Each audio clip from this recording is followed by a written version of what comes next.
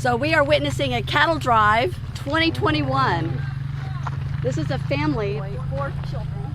3 of the boys are helping. The mom's driving the cart in the front. And the 12-year-old son is on the 4-wheeler.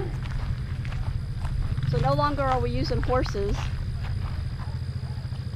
We use 4-wheelers and utility carts. And there they go down the road.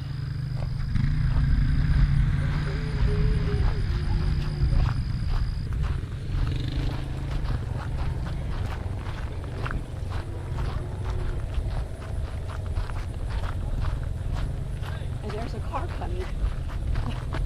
Oh, they're just taking them right there. Literally across the street.